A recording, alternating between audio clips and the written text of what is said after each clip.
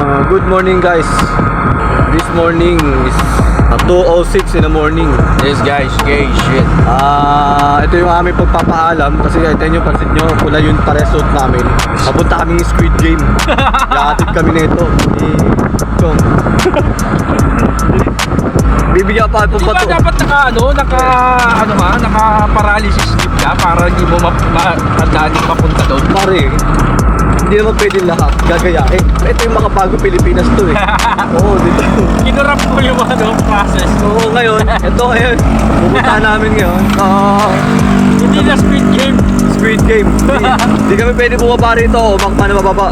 Babariling kami bigla, hindi ko alam kung saan manggagaling yung bala. Tangina. Kailangan magpanggap lang daw kami masaya.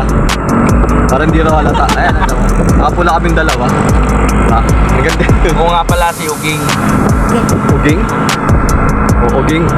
Uging daw siya. Uging-ging. Oo, guys, yun naman sabi guys, sa umagang ito, maraming salamat sa mga viewers namin. Bahala na kung makakarating tayo sa rurot ng tagumpay. Nakakaligtas kami dito sa tinatawag na itong Squid Game, na version ni Squid Game pero octopus game. Ito mas matindi dito, sakal kami rin.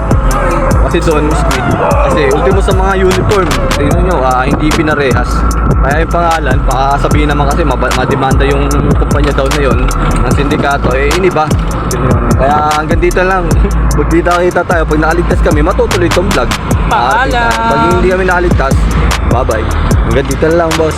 Maraming salamat. Welcome to Real Pinoy Vlog. Susunod muli. Ito kayo. Sa bagong panahon na darating, yung isa ron tinatawag na legendary.